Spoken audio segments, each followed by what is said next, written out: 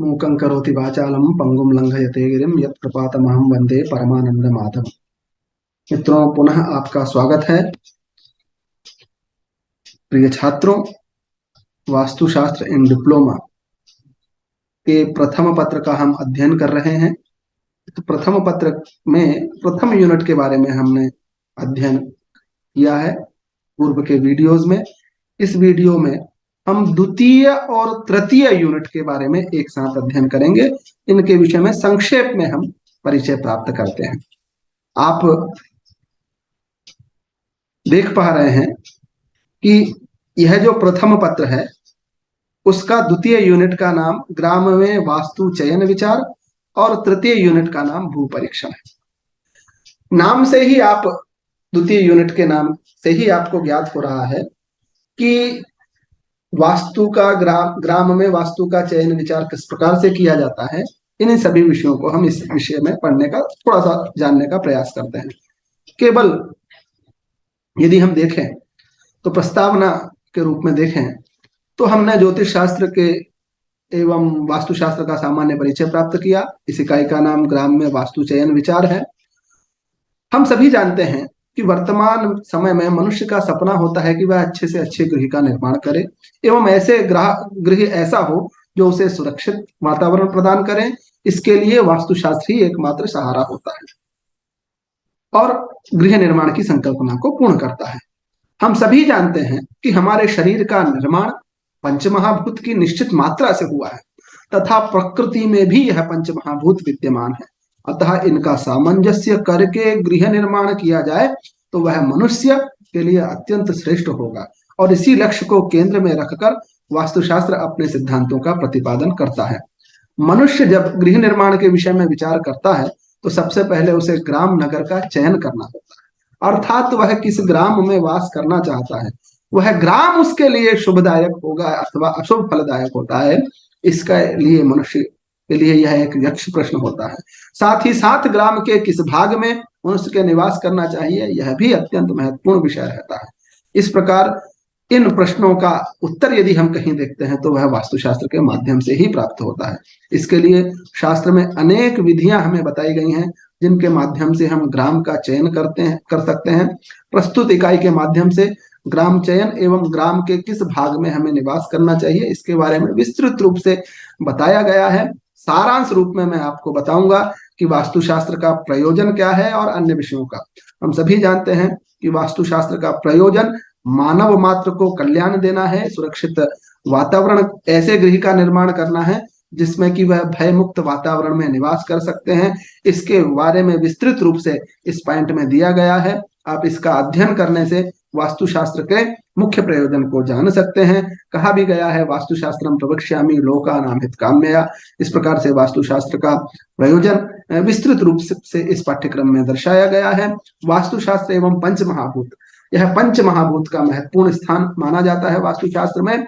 जिन पंचमहाभूत के बारे में यदि हम जाने तो भूमि, जल, अग्नि, आकाश और वायु, यह पंच तत्व। इसके लिए कहा भी जाता है कि पंच तत्व यह अधम शरीरा क्षितिजल पावक गगन समीरा। इससे भी हमारे शरीर का निर्माण भी है और प्रकृति में भी यह तत्व विद्यमान है।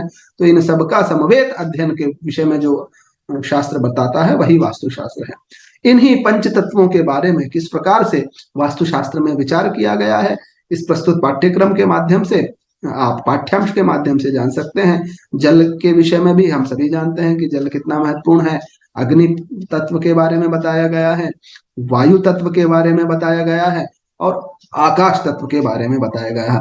एक बात और मित्र लोग ध्यान दीजिए आप कि यहाँ पर जो दिशाएं होती हैं और बीच में जो कोण होते हैं उन दिशाओं में इन तत्वों का भी प्राधान्य माना जाता है। जैसे पूर्व और दक्षिण के बीच में यदि हम कोण देखते हैं तो वह आग्नेय कोण होता है। उस दिशा विशेष में अग्नि तत्व का प्रधान होता है। इसी प्रकार दक्षिण और पश्चिम के बीच में नैऋत्य कोण है जहां पृथ्वी तत्व होता है। उत्तर और पश्चिम के बीच में वायु तत्व होता है और उत्तर और पूर्व के बीच में जो ईशान कोण होता है वहां जल तत्व की प्रधानता होती है और जो मध्य स्थान होता है वहां आकाश तत्व की प्रधानता होती है। और इन्हीं के माध्यम से जो गृह निर्माण की संकल्पना के सिद्धांत शास्त्रों में बताए गए हैं। गृह निर्माण का हेतु, व्यक्ति गृह निर्माण क्यों करता है, तो हम सभी जानते हैं कि चाहे वह ब्रह्मचर्य आश्रम हो, गृहस्थ हो, वानप्रस्थ हो, संन्यास आश्रम, यह जो है इन सब में जो गृहस्थ आश्रम को महत्वपूर्ण बताया गया है, क्योंकि गृहस्थ आश्रम के कारण ही सभी अन्य आश्रम के लोग अपना जीवन यापन करते हैं। और इसका यह जो गृह निर्माण का हेतु है उसके लिए कई सारे श्लोक है, जिसमें स्त्री पुत्रादिक भोग सौख्य जननम धर्मार्थ काम प्रदम जंतु नाम अयनम सुखास्पदमिदम शीतांबु घर्मापहम वापी देव ग्रहादि पुण्यम अखिलम गेहात समुत्पद्यते ये हम पूर्वं शंत्यते न विबुधा श्री विश्वकर्मादय इत्यादि के माध्यम से, अर्थात पुत्र पौत्र आदि के साथ रहने के लिए, वर्षा इत्यादि से बचने के लिए, गर्मी इत्यादि से बचने के लिए व्यक्ति को एक स्थान की आवश्यकता होती है, और वह स्थान गृहस्थ जीवन जीने के लिए वह हमें एक आवास घर से ही प्राप्त हो सकती है, और उस घर से के विषय में जो शास्त्र बताता है उसे ही वास्तु शास्त्र कहते हैं। और साथ ही साथ वास्तुशास्त्र में यदि हम भवन इत्यादि का निर्माण करते हैं तो उन्हें विभिन्न प्रकार के पुण्य फलों के बारे में भी बताया गया है, कोटिघ्नम तृणजय इत्यादि श्लोक के माध्यम से आप देख सकते हैं। दूसरी बात, यदि हम दूसरे के घर में निवास करते हैं तो उसका क्या फल कहा गया है, वह इस पॉइंट के माध्यम से आप विस्तृत रूप में अध्ययन कर सकते हैं। और कहा भी जाता है कि गृहस्थस्य क्रिया सर्वा न सिद्ध्यंति गृहं बिना।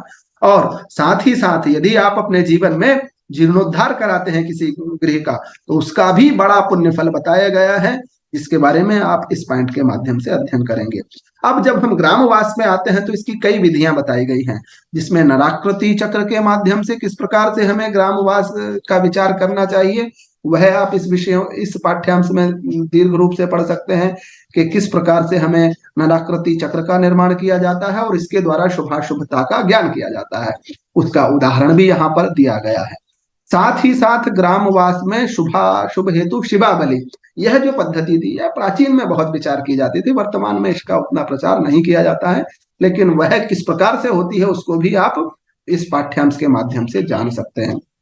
तीसरी जो पद्धति है वह वर्ग एवं काकणी विचार, यह बहुत ही महत्वपूर्ण विषय है, और इसके माध्यम से आप ग्रामवास का चयन किस प्रकार करना चाहिए वह बड़े ही सरल माध्यम से यहाँ लिखा गया है, और इसके अध्ययन से निश्चित तौर पर किस प्रकार से काकणी का विचार किया जाएगा, उसके माध्यम से हम किस प्रकार से ग्राम का चयन कर सकते हैं, कौन किसके लिए ठीक होता है, इसका अध्ययन इस काकणी के माध्यम से किया जा सकता है।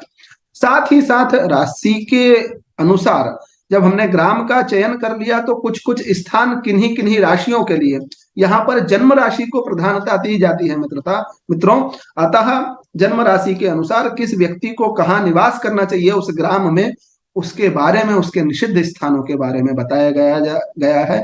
गो सिंह नक्र मिथुनम निवसेन्न मध्य ग्रामस्य पूर्व ककुभोली झषांगनाश्च कर्को धनुस्तुलभमेश घटाश्च तद्वत् वर्गा स्वपंचम परा बलिनः सुरेंद्र।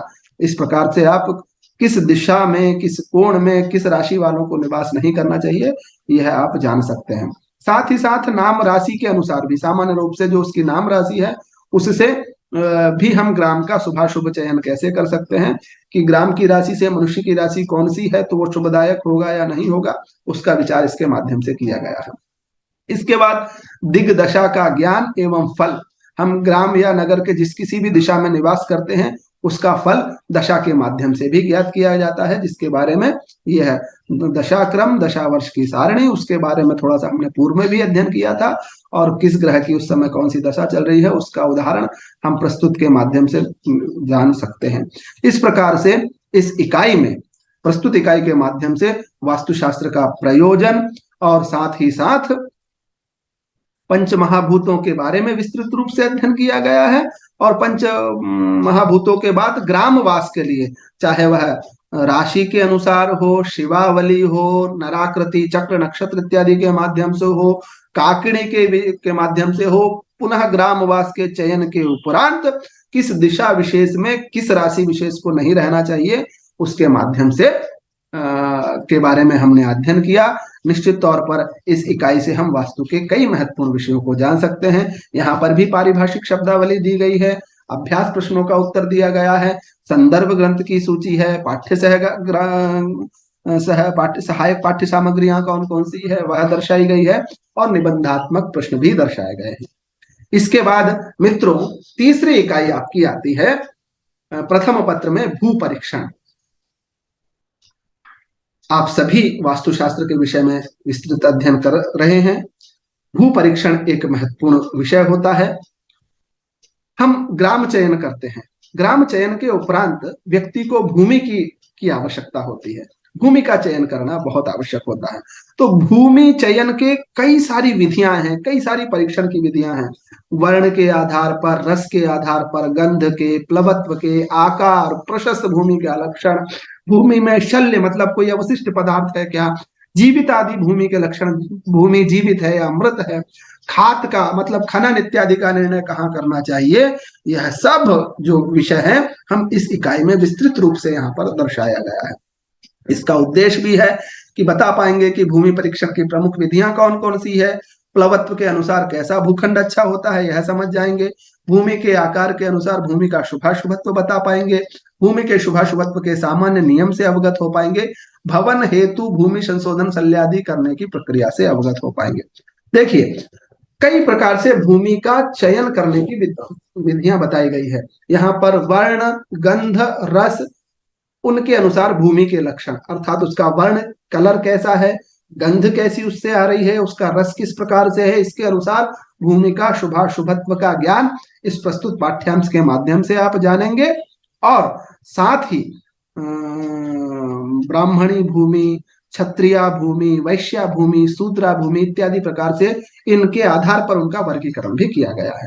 भूमि का अष्टदिक प्लवत्व, प्लवत्व होता है मित्रों ढलान, भूखंड किस ओर झुका हुआ है। भूखंड का जब हम सामान्य तौर पर यदि उसके मध्य भाग में जल डालें तो वह जल किस ओर जा रहा है, पूर्व की ओर जा रहा है, ईशान्य की ओर जा रहा है या आग्नेय कोण की ओर जा रहा है, इसका ज्ञान प्लवत्व, इसे ही हम प्लवत्व कहते हैं। और यह प्लवत्व भी शुभाशुभत्व को दर्शाता है कि किस तरफ का झुकाव होगा, किस तरफ का प्लवत्व होगा, तो उस वह भूमि शुभ होगी या अशुभ होगी, इसके विषय में आप इस पाठ्यांश के माध्यम से जान सकते हैं, एक चित्र के माध्यम से भी। सामान्य तौर पर पूर्व में प्लवत्व, ईशान्य कोण में प्लवत्व एवं उत्तर में प्लवत्व, अर्थात भूमि पूर्व की ओर हल्का सा उसका झुकाव हो, ईशान्य भाग में हो या उत्तर की ओर हो, तो वह वैसा भूखंड निश्चित तौर पर अच्छा माना गया है। और इसके पश्चात बाकी जो अन्य शेष दिशाओं में यदि प्लवत्व होता है तो वह भूखंड के लिए ठीक नहीं होगा है। उसके लिए विभिन्न प्रकार के फल क्या है वह सब यहाँ पर दिए गए हैं। इसी के साथ साथ विभिन्न प्रकार की वीथियों के माध्यम से, अर्थात कहाँ प्लवत्व होगा, कहाँ ढलान होगी, उसके माध्यम से भी बताया गया है। विभिन्न प्रकार की वास्तु की संज्ञाएं दी गई है, यहाँ पर आप देख सकते हैं। इसके बाद आप अगले पॉइंट में देखते हैं तो ग्रह के चारों ओर किस प्रकार के वृक्षों को आपको वहां पर नियोजित करना है, कौन कौन से वृक्ष शुभ होते हैं, कौन से ठीक नहीं होते हैं, जैसे अश्वत्थ पूर्वतो धन्यो दक्षिणस्या मुदुम्बरः न्यग्रोधो पश्चिमः श्रेष्ठः प्लक्षो उत्तरतः शुभा इत्यादि प्रकार से बताया गया है कि दक्षिण में पाकड़ का वृक्ष, पीपल में, पश्चिम में पीपल का वृक्ष और उत्तर दिशा में गूलर का वृक्ष वर्जित होता है। सामान्य तौर पर देखें तो पूर्व दिशा में पीपल का वृक्ष यदि हो तो वह अत्यंत उत्तम माना जाता है, दक्षिण दिशा में गूलर का तथा पश्चिम दिशा में बरगद का एवं उत्तर दिशा में पाकड़ का वृक्ष शुभ है, और इसके विपरीत जो होता है वह अशुभ है।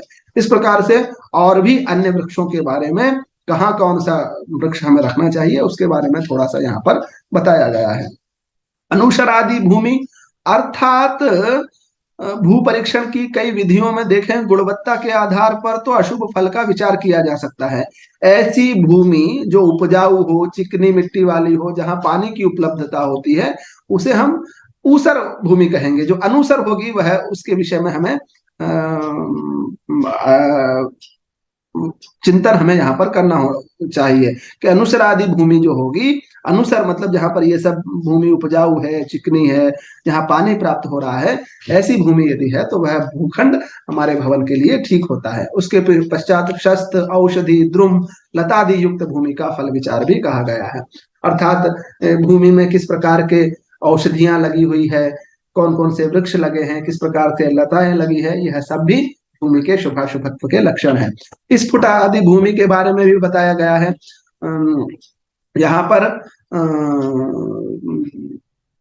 के लक्षण देख के ही के स्फुटता च सुगंध्या च वल्मीका रोहिणी तथा दूरतः परिहर्तव्या कर्तुरायो धनापहा, मतलब जो फटी हुई भूमि हो, शल्य हो, अवशिष्ट पदार्थ हो, वल्मीक वगैरह लगी हुई हो, वह सब भूमि का हमें त्याग करना चाहिए। पृष्ठ के अनुसार भी भूमि का लक्षण बताया गया है। गज पृष्ठ, कूर्म पृष्ठ, दैत्य पृष्ठ, नाग पृष्ठ, ये भेद पृष्ठ के अनुसार किए गए हैं।